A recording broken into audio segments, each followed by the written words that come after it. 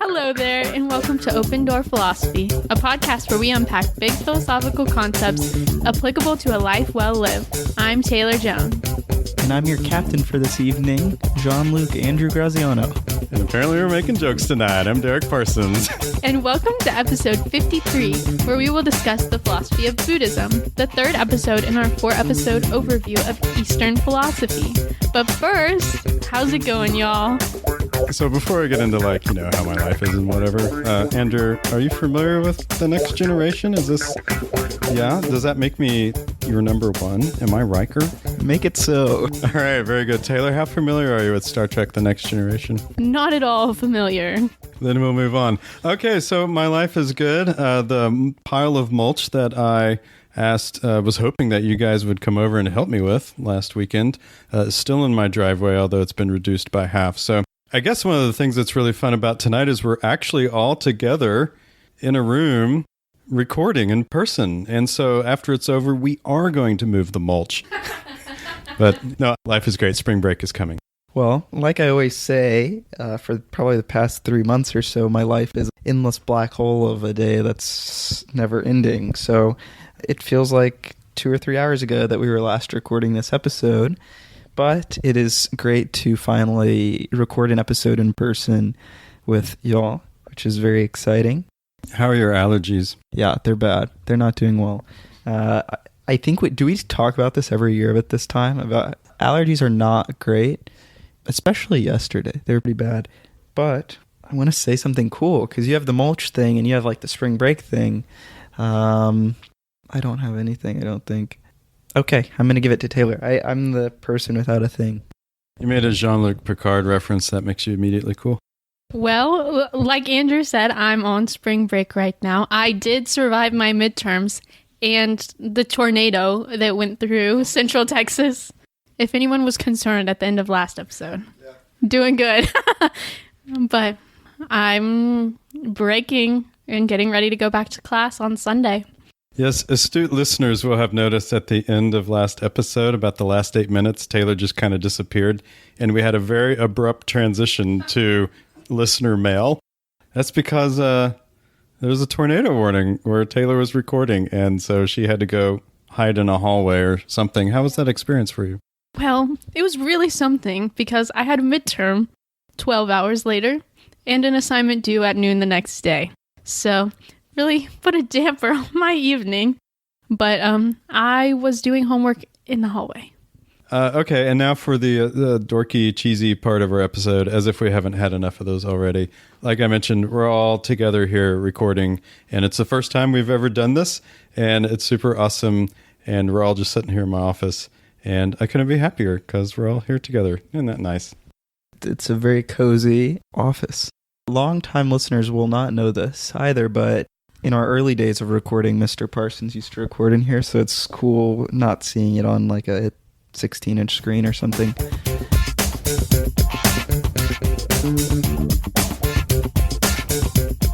Just like 16-inch screens, we're talking today about the philosophy of Buddhism, and let me redo that. We are going to be talking about the introduction to the philosophy of Buddhism, of course prefaced by a big note of introduction. Obviously, we're not going to be able to cover all of Buddhism. In fact, in our episode notes today, I started off with 4 sections. I went to 3 sections. We ended up with 2 sections. So it's definitely not covering everything, nor the implications of everything. Maybe we'll do that some other time. But today we're just going to try to get the basics out on Buddhism. So here we go. For today's episode on Buddhism, we decided to break it up into 2 different parts. Part 1 is going to be on the origins of Buddhism. So that's kind of historiography and some basic foundations of Buddhism. And then we're going to talk about some of the key tenets of Buddhism too. But Mr. Parsons is our resident historian. Do you want to kick us off with a little bit about the origins of Buddhist philosophy and the life and teachings of the Buddha? You can say no too. That is exactly what I did not take any notes on whatsoever. However, what I do know, Siddhartha Gautama, who's known as the Buddha, was a 5th century prince and grew up in a great deal of wealth and possessions. He was royalty, obviously. And in India, it's another thing to note. This is, unlike Confucianism and Taoism, which we covered in the previous episodes, Buddhism is really, out of the Eastern traditions, the one that has really been the most mobile, I guess, for lack of a better term. It started in India and then made its way into China and then throughout the rest of the Southeast Asia over into Japan. Whereas other ones, again, like for instance, Shinto in Japan, that's not left Japan at all. So this is the one that's really transcended borders, but it began in India. And it's important to note that at the time, India was all, well, I don't know if all is the right word. The major religion in India was Hinduism at the time. And we'll cover that in our next episode. But one of the features of Hinduism, especially 2,500 years ago, was this very strict caste system. And Buddhism, in a way, is sort of a reactionary philosophical religious movement to that is a little more egalitarian. Well, I don't know if it's a little more, it is. It's much more egalitarian than, say, Hinduism, where this road to salvation, this road to nirvana, and being released from the cycle of rebirth can be done in a single lifetime for someone who is entirely devout, whereas in the Hindu system, with the caste system, it could take multiple lifetimes because of the lack of social mobility between those classes. Kind of like how we see with Christianity, that might be in a way seen as a reactionary religion to Judaism at the time, with how strict Judaism was with Jewish laws, and Jesus came to bring this whole new message of that's much more egalitarian. Similar with Buddhism, really. It's a reactionary type of religion. Anyway, that's my background on it. This reminds me a lot of a book that we just read for one of my classes called Monkey, and its original title was Journey to the West, basically where this character of a Buddhist monk, Xuanzang, travels from China to India to recover these Buddhist scrolls and bring them back. And it's one of the most, I want to say, like, influential texts in terms of fiction, because it revolutionized the way that Chinese literature was produced, and it made literature. The novel was written in vernacular Chinese and centered on Buddhist themes, and it's one of the biggest evidences of Buddhism in pop culture because it continues to be translated and reproduced in different forms. So you see it in modern animations and things like Avatar: The Last Airbender, and all of these reproductions and adaptations of an ancient text centered on Buddhism. And I think that's really interesting to see how our modern culture still holds on to such an ancient tradition. I think that's something that is often overlooked in Siddhartha Gautama's life, is kind of post-leaving of his, it's very famous that he left his home, his very privileged life. He left after he saw the suffering. There's this very famous, it's kind of a tale, but there's this famous tale, I guess, that his father received a prophecy when he was born that said, your child will either be a great king or a great warrior or something, or he will be a great religious teacher. And so I think that was the reason his father wanted to lock him up and train him or whatever, keep him from, his father didn't want him to be this great spiritual teacher. He wanted him to be this warrior king because his father was like a king or something. But after Gautama left, he went and apparently meditated for a long time and studied for a really long time. And then apparently he became enlightened. But after that, his enlightenment showed him, it gave him a deep understanding of suffering and how to escape suffering too. And so when we're going to be talking a lot about philosophy of Buddhism, it's going to be kind of a recognition of suffering. Anyway, the rest of his life Gautama spent teaching the path of freedom from suffering. And this teaching came to be known as Buddhism. And he would teach it to anyone who was interested in learning it. And Buddha, by the way, just means awakened, right? Awakened one. So I think that's a pretty good overview of Siddhartha Gautama's life. Before we get into aspects of Buddhism, I want to talk about what the Buddha taught during his life and how that kind of looks a little bit different from Buddhism today or different things. Buddha taught these things called the Four Noble Truths, which we'll talk about in a minute. He taught that attachment and cravings were the root causes of suffering, and there were ways to get around that and develop insights to free themselves from those negative behaviors.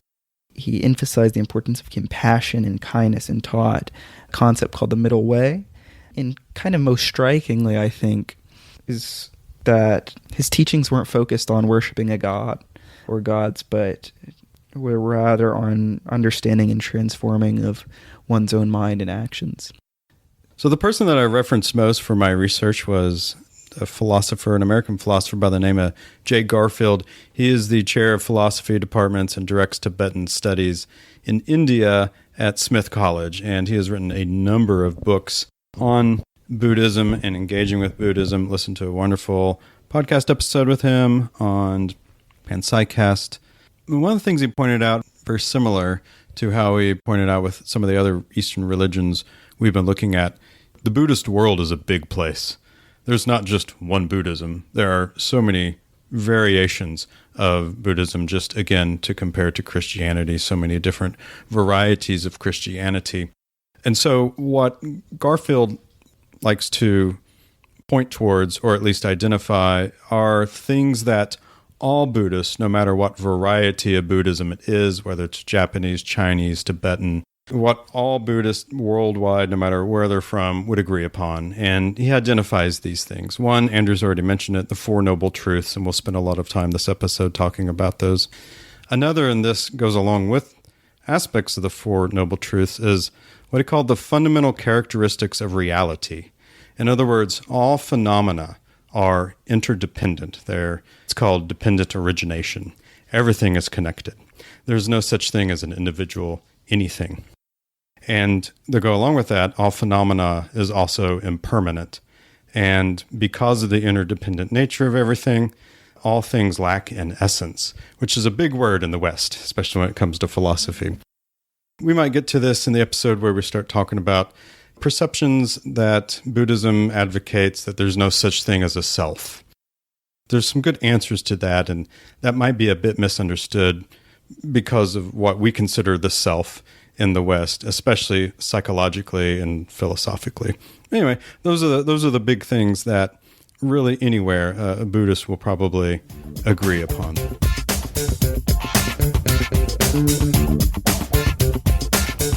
We're going to be talking about the Four Noble Truths more and more in depth now, because they are a foundational point, like we've mentioned twice already. So, the first noble truth is the truth of suffering.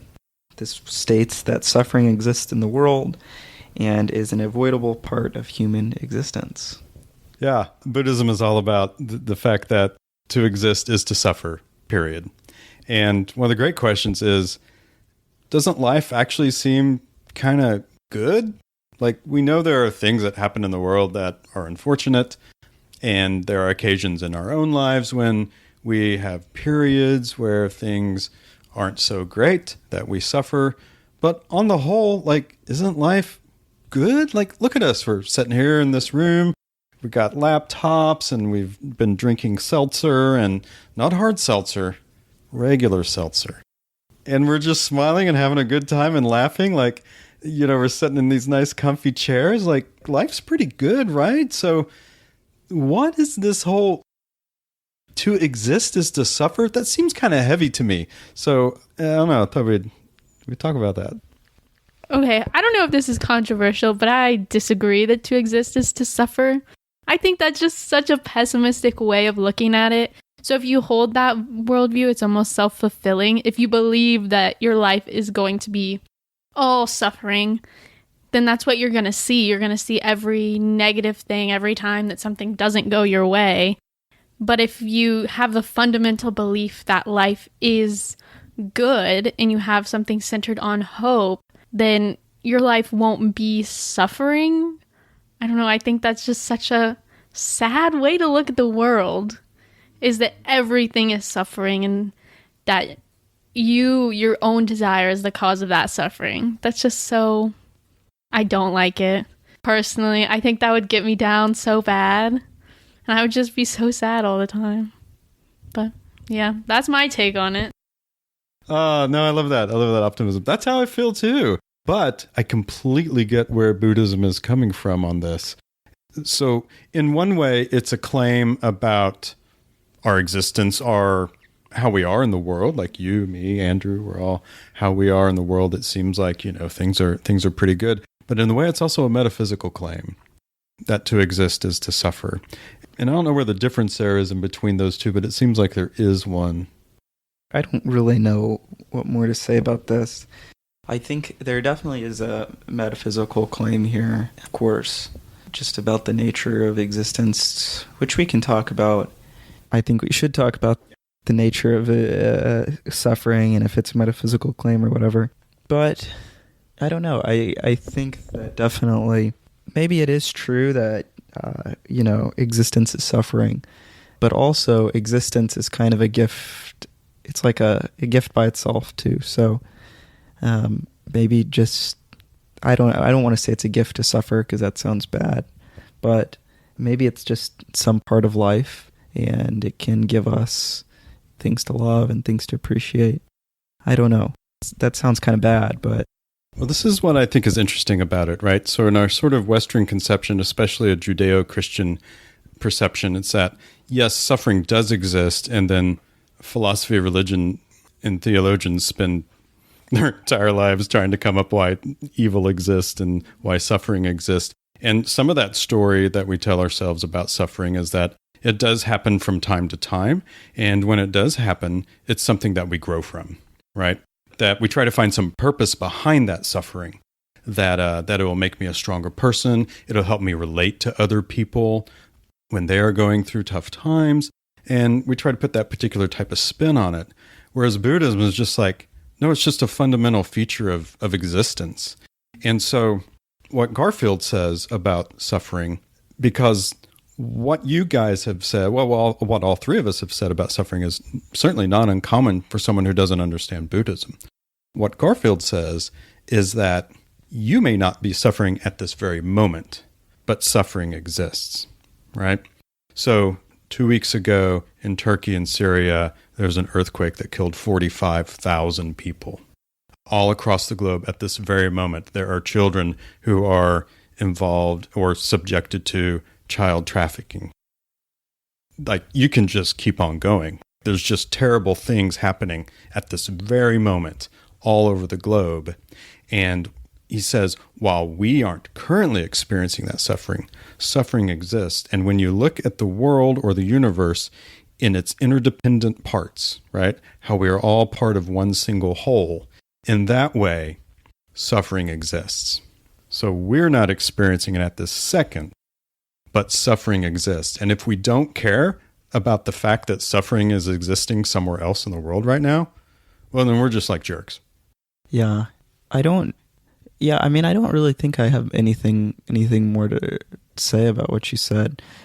It's obviously true. And, there's some Augustine that I'm thinking about that's just, I think is clearly wrong. Augustine talks a lot about free will.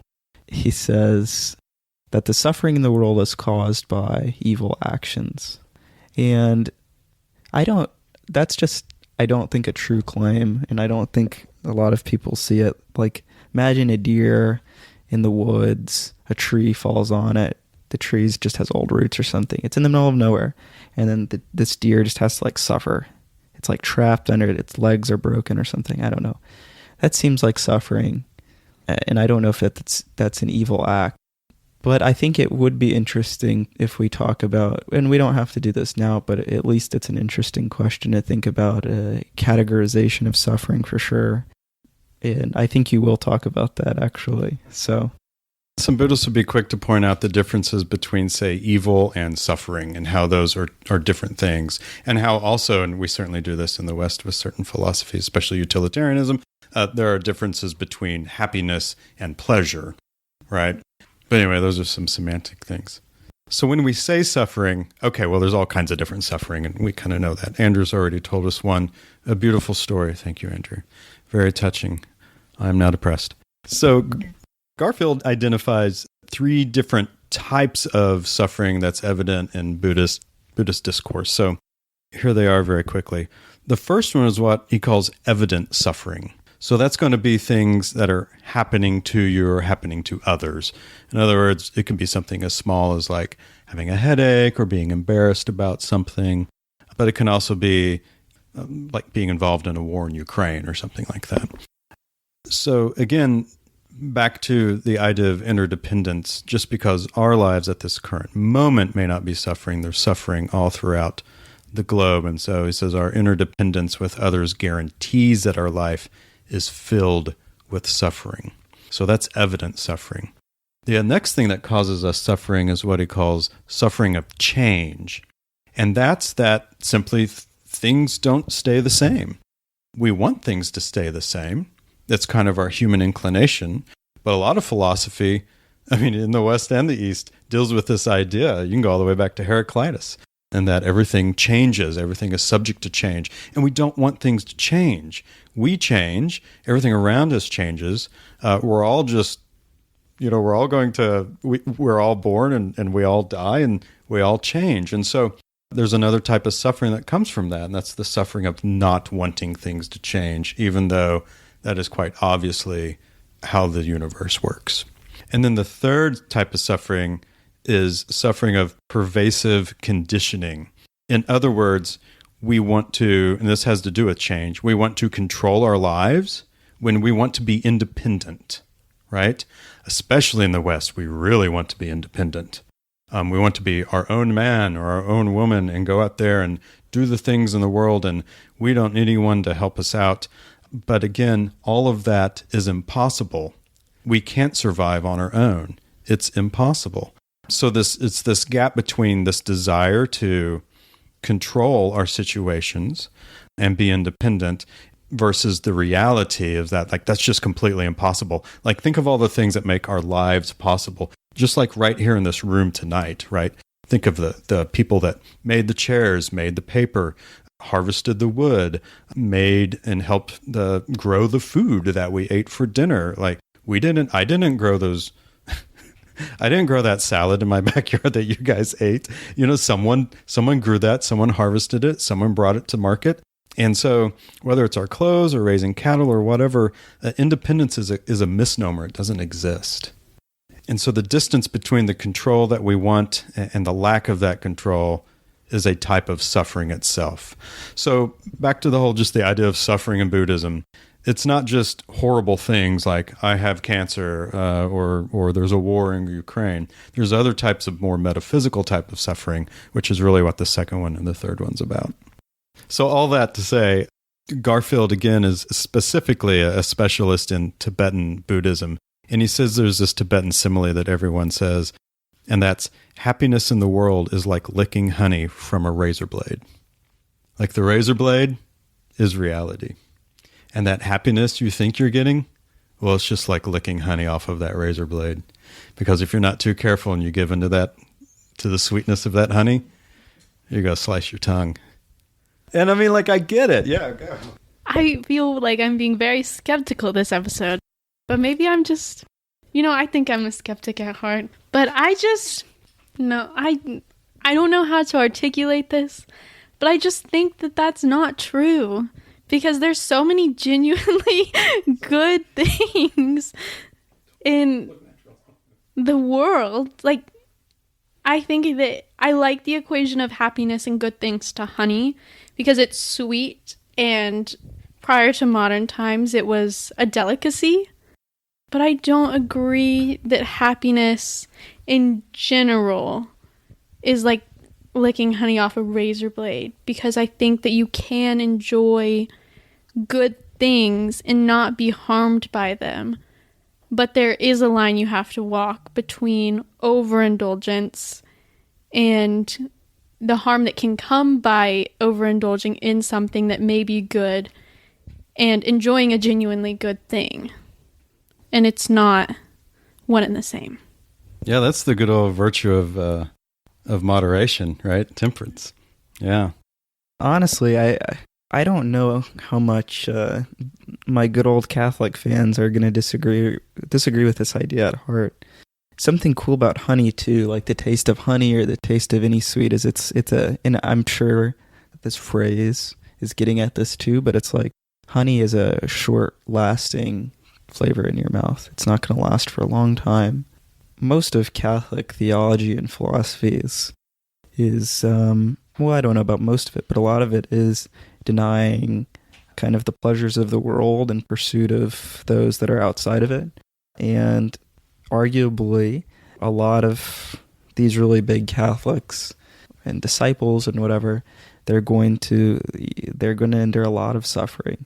And there's controversial fields of Catholicism that embrace suffering, that put themselves in tremendous amount of suffering. A lot of priests, I mean, if you think of the famous Indo book, Silence, those Japanese Christians go through a lot of suffering.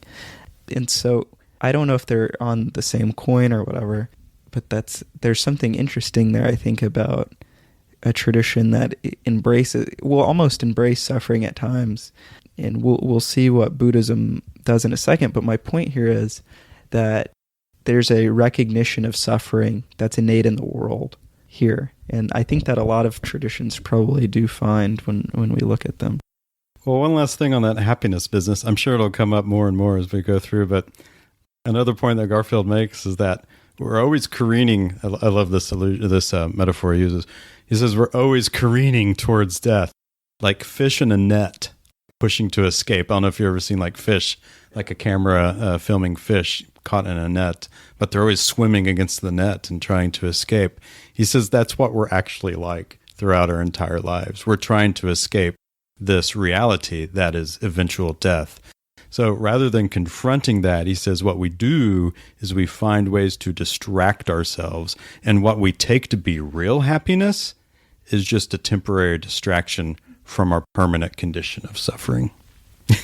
And I guess I'll say at this point, man, all of this makes a lot of sense to me. But also there's a part of me that's just like, that's such a depressing, I don't know. Like, I know, and I wonder if it even is considered depressing, Buddhist conception of things. Like, I know this weekend I'm going to attend a wedding, and it's going to be wonderful, and there's going to be dancing and celebration and song and wonderful food and a beautiful ceremony, and I'm like, is this a temporary distraction from my permanent condition of suffering? In a way, I feel like it takes meaning away from this type of ceremony I'm going to attend this weekend.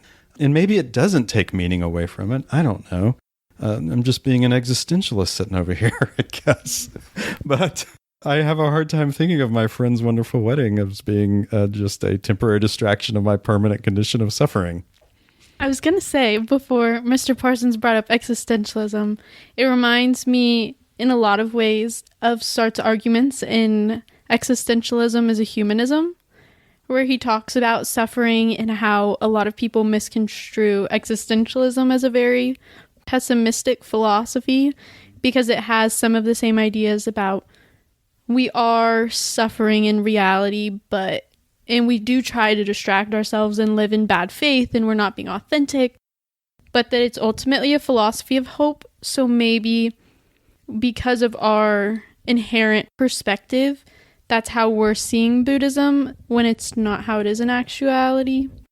I'm not sure. Something to think about, though. The grandpappy of existentialism, who at least I think is probably Schopenhauer. Schopenhauer wrote on pessimism or something, theory of pessimism, something on pessimism.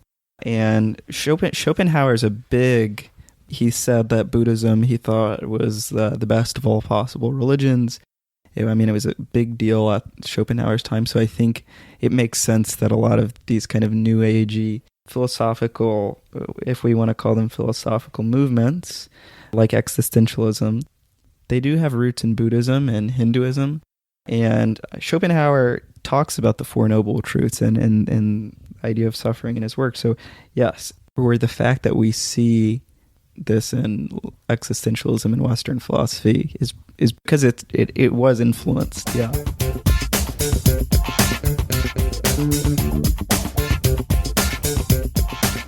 Well, gee, guys, I don't know about you, but that first truth was very noble. How about let's move on to the second one? All right, so the second noble truth is the truth of the cause of suffering. So truth number one, we're just recognizing it kind of. Second one, we're looking at the root cause of it. Second noble truth states that the root cause of suffering is attachment and craving. We suffer because we desire things and become attached to them, leading to feelings of loss, disappointment, and dissatisfaction. Example of this might be, so this is kind of a popular thing for people applying to law school, but there's this kind of idea that you're supposed to have like a pint of ice cream, your favorite ice cream, after you get like an acceptance or whatever. I've never done this, but it's popular with the online people. So you're waiting for this acceptance, you get the acceptance. All you've been waiting for is the pint of ice cream, really, not the acceptance itself.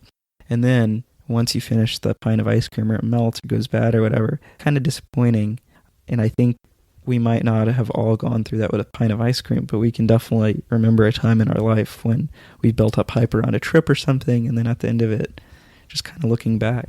Or I could be way more morbid, but I will not. Now I want ice cream. So yeah, for a second noble truth, all about like what causes suffering. So I have a couple different examples of what causes suffering, and they're sort of like all of these noble truths are really kind of interrelated with each other. But some of those proximal causes are, one, attraction and aversion. So very simply, we're attracted to things we don't have, like cool TVs or whatever, and we have aversion to some of the things that we do have. For instance, like poor health, or we have to pay taxes, or something like that. Those are features of who we are. So there are things that we desire that we can't have, and there are things that we do have that we wish we didn't.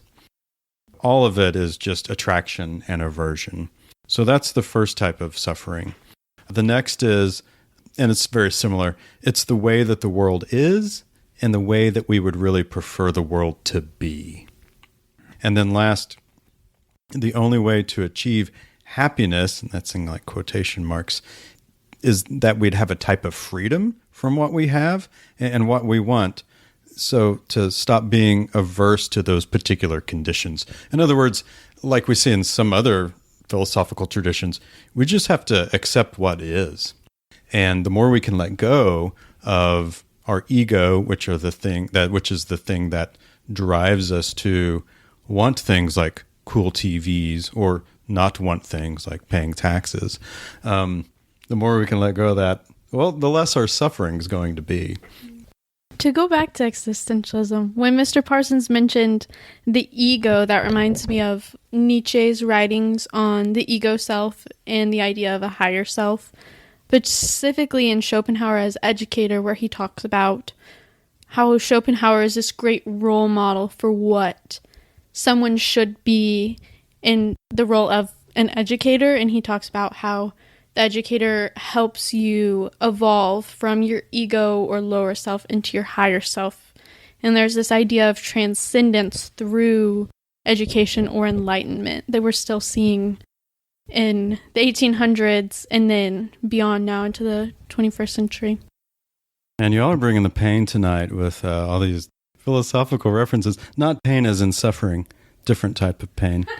That's a dad joke, and I'm very sorry for it. Maybe this is a good spot because it's dealing with ego, but I do want to address the whole, like, Buddhism doesn't believe, or Buddhism believes that you are an illusion, yourself is an illusion. So Buddhism believes that so here's what some of the typical viewpoints are about Buddhism. And one of those is that Buddhism believes that everything is an illusion, or Buddhism believes that there's no such thing as a self.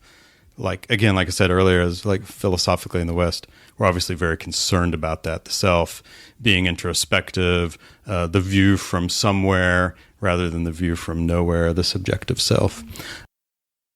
I mean, it's all kind of how you frame it. Buddhism doesn't say that there is no self as we're probably conceiving the self. So let me say what Buddhism believes the self is. So again, back to that idea of the interconnected nature of all things. So we're part of all things, therefore we are part of that interconnected web of everything. So they say a person is made up of 5 aggregates, and the word that translates is, it usually means like a heap or a pile. Like think about like a pile of leaves or something. You are a pile of leaves. You're a heap of something. So Buddhism differentiates between this sort of illusionary self and the real person. The self is an illusion, but there are no individual things in the universe. All things are interdependent. So in that respect, there is no self. So Buddhists think of humans as continua, a sort of psychophysical processes that are constantly changing and in an open causal interaction with all other processes and continua in the world. So we are these piles, right? We're these heaps of continua. And if you think about piles, like piles don't have hard edges. Piles can be separated into smaller piles and bigger piles, and you're never quite sure how many piles there are. And you just think about the wind blowing a pile. It's like, what is a pile? And so here's these 5 aggregates that they discuss. There's the physical and the material, right? So this, the stuff that things are made out of, the stuff that we are made out of. The second one is the senses, right? Our sensations, like our 5 senses. So our hearing and tasting and those types of things. Third is our perception. So that's a representation of discrete objects, right? We're looking at these laptops right now.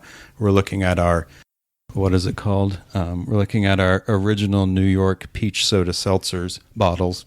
It's a representation of discrete objects. Then we have disposition, or what we might call our personality traits. Like the 3 of us are incredibly hilarious and witty and very enjoyable to be around.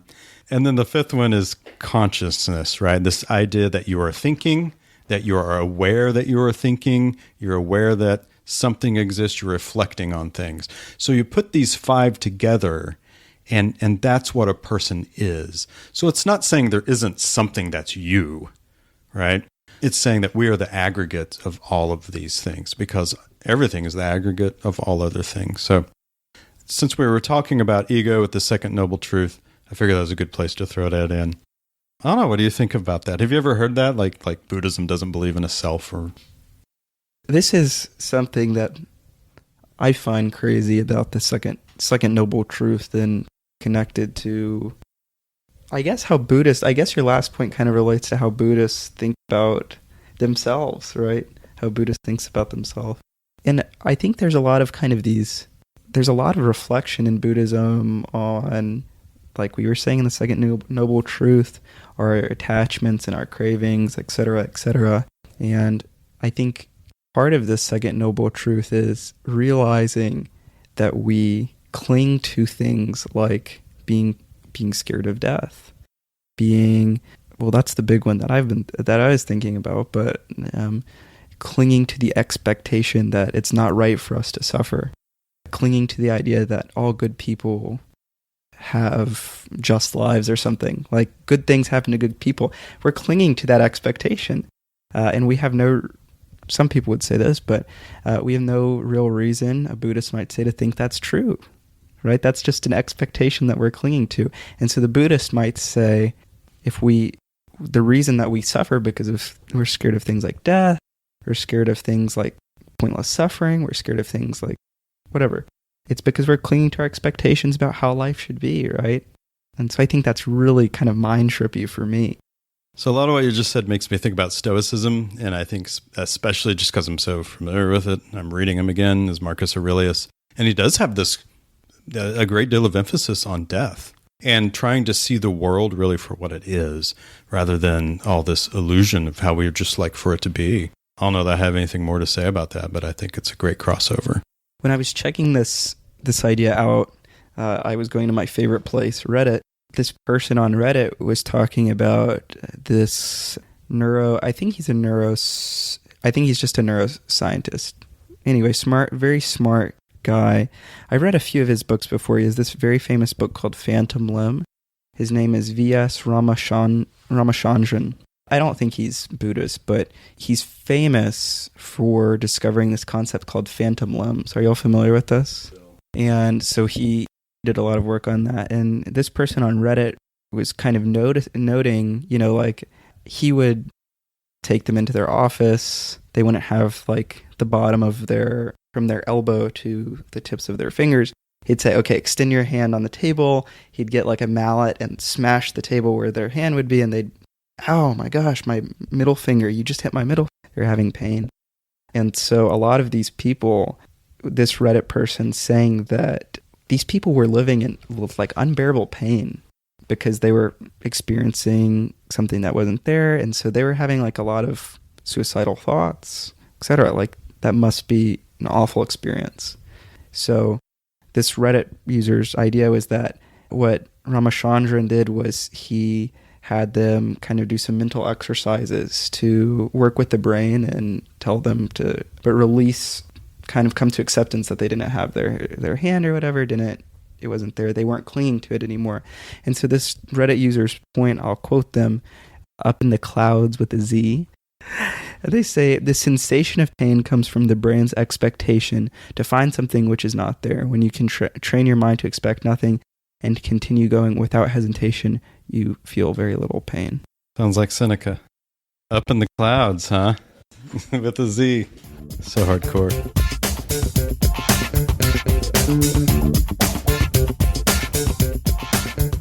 Well, gee, only if there was a way that we could escape this suffering. What's the third noble truth, Andrew? Third noble truth is the cessation of suffering, which states that it is possible to end suffering by overcoming attachment and craving. This is achieved through the cultivation of mindfulness, ethical behavior, and the development of wisdom and insight.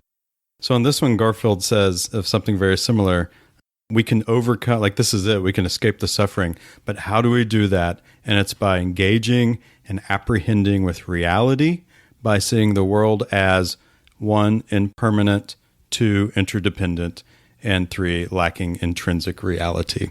So if those are the conditions, I know I talk a lot about when I cover existentialism that we must acknowledge what the condition is. And once we can acknowledge what the condition is, we can figure out how to address it. And so for Buddhism right here, the noble truth number 3 is this is the condition. It's that the world is impermanent because everything changes. Everything is interdependent. And because of that interdependence, it lacks a type of intrinsic essence or reality. And I guess I will say this right here. Just because something is impermanent doesn't mean it's not important. Like the Buddhists will always make a point of that. Doesn't necessarily mean what's important, isn't suffering in one way or another. But just because something's impermanent doesn't mean it's not important. Our lives are impermanent. It doesn't mean our lives are not important. This evening is impermanent. Doesn't mean it's not important and meaningful. I think that's a really good point because I think there's a very common misconception about Buddhist monks, especially that they're kind of pacifists and will let anything kind of happen to them and they'll kind of accept it. I'm thinking of famously China's invasion of Tibet in the 1950s. Maybe this will get us shadow banned or something. China's invasion of Tibet in the 1950s, I think people are like surprised to find that, pretty sure that monks were fighting back. And so some people might be asking, well, Andrew, why, if it was like an impermanent country or whatever, they were all going to die anyway, why did they fight back? Well, it's important for them to keep their religion, keep it spreading. There's this very famous Vietnamese, not in the Tibetan tradition, but in the Mahayana tradition. I'm sorry, I will probably mispronounce this. Thich Quang Duc. He was in the 1960s the South Vietnamese government was persecuting Buddhists. This monk famously burned himself alive in protest. I mean, it's very famous. I don't. There is pictures of him in a sitting posture burning himself in 1963. So it's not like we can just say, okay, Buddhists are just kind of giving a middle finger to the world and saying, yeah, I'll just retreat back and you guys can deal with your own suffering. It's like, no, these Buddhists have cares. They're involved with these political events. So it's definitely not, we should definitely not misconstruct like a Buddhist as someone who's just not caring about these things. Yeah. Oh, yeah, I'm very familiar with it. Yeah, again, it makes me think of Stoicism. One of the criticisms of Stoicism is that you're just, well, stereotypically speaking, you're being stoic and not caring about these types of things by letting go and not worrying about your reputation and all these types of things. But as we know, the Stoics were incredibly involved with things. Because Aurelius, of course, was not only just a political person, he was the emperor, and he wrote his meditations while he was out on campaign. Yeah, no, it's great. It's a great point, Andrew. It's just a little crossover I thought about.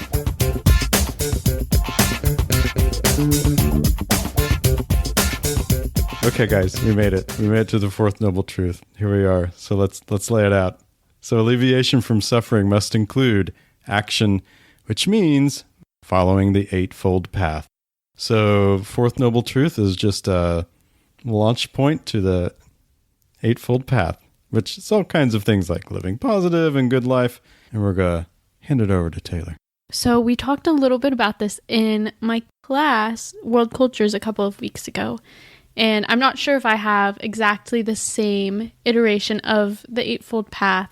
We talked about it as named the Eight Paths, but still in the same idea of reaching enlightenment. So I'll just go through all 8 things. That way we get them covered and then we can discuss the implications of them. So we have right understandings, right thought, right speech, right action, right livelihood, right effect, right mindfulness, and right concentration. So all of those 8 aspects are essential facets of reaching enlightenment, and that's how you escape suffering. So the thing I like about the Eightfold Path is, and we mentioned this when we talk about philosophies of life, is that not only does it involve a metaphysics, we've been talking largely about that, which is suffering, but it also involves an ethic. And with the Eightfold Path, we get a pretty clear ethical perspective on what we should do. I mean, essentially, if existence is suffering, then we should do what we should do to alleviate that suffering, and we should get rid of things that contribute to that suffering, which sounds a little utilitarian when you put it in that sense, but that's really what the Eightfold Path is. And that's really what any ethical, virtuous type of system is we have these things that are good, and we have these things that are not good, and we do the good things, and that contributes to good. We avoid the bad things, and that makes sure we don't contribute to it. Makes a lot of sense to me, to be honest. I'm sure there's 8 of them. I've no doubt in Buddhism there are volumes upon volumes that expands upon those ideas. I mean, these have to all be responses. I'm just guessing, which is probably not great for me to do, but I would guess that these are all 8 right things to do. I'm assuming that their opposites are things that cause suffering, right? All the suffering. I think this is also, there's very famously in Theravadian Buddhism, this idea of a Dharma wheel. You'll see this, and I believe the Dharma wheel represents following. I think it has like 8 planks or something, and I believe it's following the Eightfold Path. I have like 2 things to say about this, but so I'll say these, and then I have a question for you all. First, this is not kind of like a linear path. We don't start with number 1. We don't start with right understanding, which will lead to right intention, which will lead to right speech. This is non-linear. We are, when we're thinking about these, they're kind of all interconnected with each other that lead to spiritual growth and liberation, which is important because this might be different in like Western traditions where it is important to cultivate one virtue, some virtues before others. Secondly, when we follow the Eightfold Path, an individual, they're cultivating these skills, right? It's skills and qualities that they're cultivating in themselves. which are necessary for one to achieve this enlightenment and live a life of compassion and wisdom and inner peace. So there's a cultivative sense here. We're doing this to cultivate ourselves, to make ourselves a certain kind of way, which is cool. I was going to ask you all, do you have one of these that interests you the most? Personally, for me, I think right livelihood was really interesting. This is, well, I don't need really interesting to thinking about our work is contributing to something that's good and important, which is probably really weird for us to think about in the West. I'll probably be working at a big law firm a few years where we're going to be crushing the little guy. So that makes me feel great when I read that. Mr. Parsons might be in a more noble endeavor. I don't know about Taylor. You can still choose better path than me. Andrew, you can still choose. You always have choice. I have grand desires. Okay. I'll pass it along. Enough of me on the mic. Okay, so for me, I guess the one that I like the most, and I know I'm being totally platonic about this, I apologize, is right understanding. I feel like everything else kind of flows from that. I know, especially if you look at the wheel or like lotuses or something like that, using the eightfold path, it's all interconnected, obviously. But I try to, when I think about cultivating myself as trying to be a better person, the best person I can be, I really believe in Aristotle's claim that, which by the way, we had a poll on last week, which is knowing yourself is the beginning of all knowledge. And you have to have right understanding before you can really pull off the other ones. Although pulling off the other ones or attempting the other ones is better than not doing anything at all. So anyway, I don't know. That's the one that resonated with me. I'm going to go a bit of a different direction with my favorite. I would think, looking at the wheel, that right mindfulness in this moment of my life is maybe the most important, because I think a lot of things, especially when you're so young and in such a period of transition, the way that the first year of college is, come down to having the right mindset and being mindful of what's going on around you and focusing on the right things and not the things that are going to lead you either astray or down a path that you don't want to go down. And that as long as you have a solid perspective and you see what's going on around you for what it is, and you're mindful of what you're doing and how you're doing it, everything else can fall into place. But if you have I don't know how to say, a non-right perspective, if your perspective becomes skewed and you focus on the wrong things, it's really easy to get really down on yourself and fall into a bad place. So you have to maintain a solid foundation. And I know that's kind of easy to just say, but staying committed to that, because school gets so busy and it's easy to get really discouraged with how busy you get and how you don't get to talk to your family enough and you want to go home and not be missing out on things. But you have to keep in mind what you're doing and why you're doing it. Yeah, I think that's what I would say. I guess the last thing I'll say about all this is, we've talked a lot about suffering this episode. Following the eightfold path is not going to just completely make suffering disappear from the earth. There's probably very similarly, when we talk about the problem of evil in the philosophy of religion, there's natural suffering, and then there's suffering that comes by the hands of other human beings. So things like right thought, right speech, right action, that has to do with other people, other human beings. And we can't get rid of suffering, but we can alleviate a lot of it. And we can alleviate a lot of it by treating other people right. And so in that way, it dismisses some of that suffering.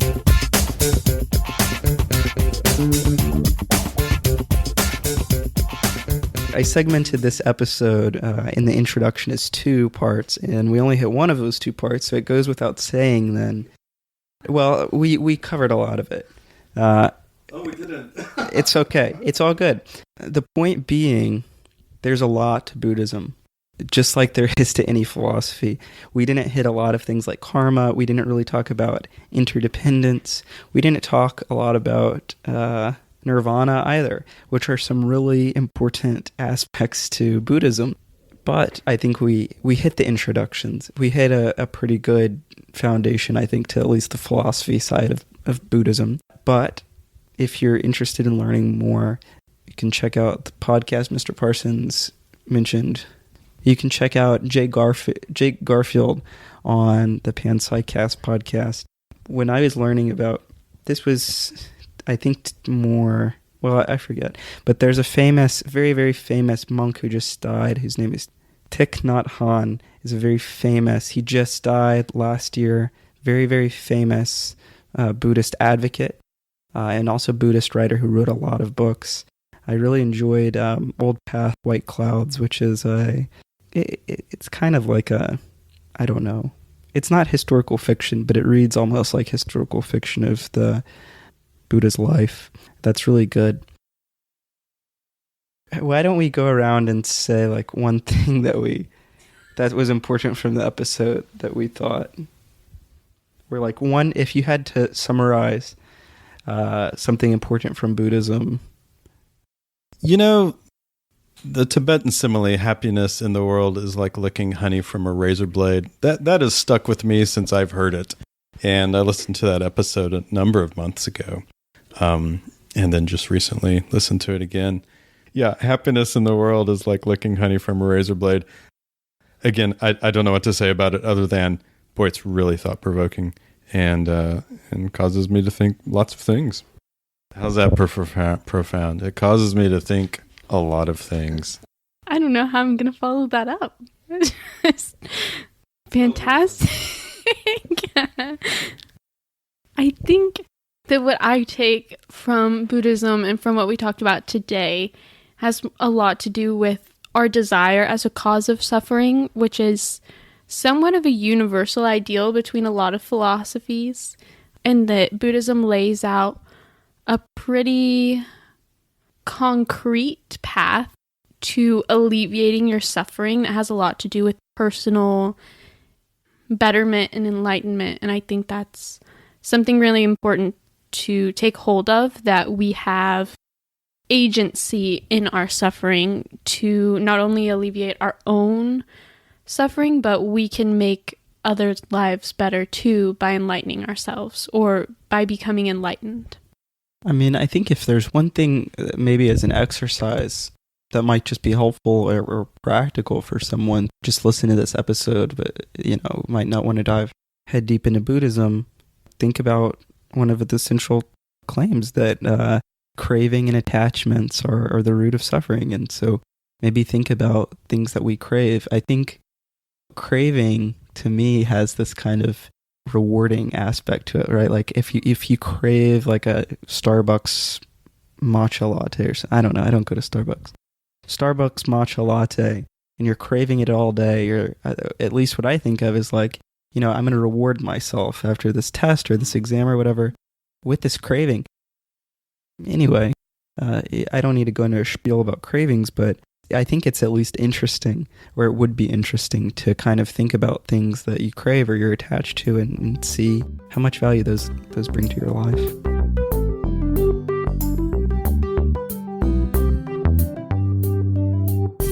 Hey everyone, thanks for listening to this episode on Buddhism. We had a great time. Your time is precious, but don't desire it or anything. We're just ending it there. Okay, this is like the 12th time I've tried to say this. Here's Taylor.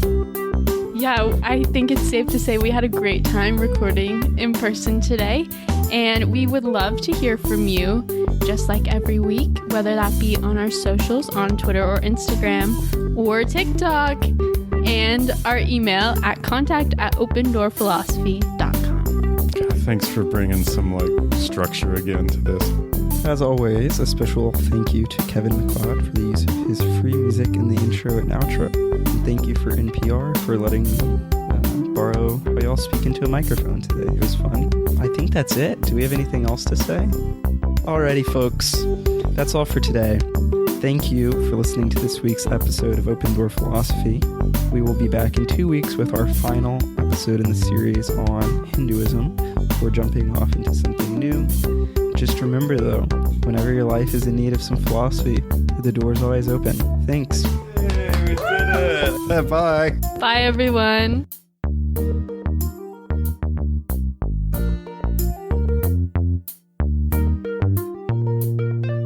Just like a pocket with a hole in it. Existence is like a pocket with a hole in it. You think like you can put your phone in your pocket, it won't fall out. But then sometimes your pocket has holes in it. It's all... What kind of cardigan are... Pocket is on the inside. Not that side, the other inside. Oh my God. Andrew, here we go. I see this Rice University graduate here, ladies and gentlemen. And No, that is a normal pocket.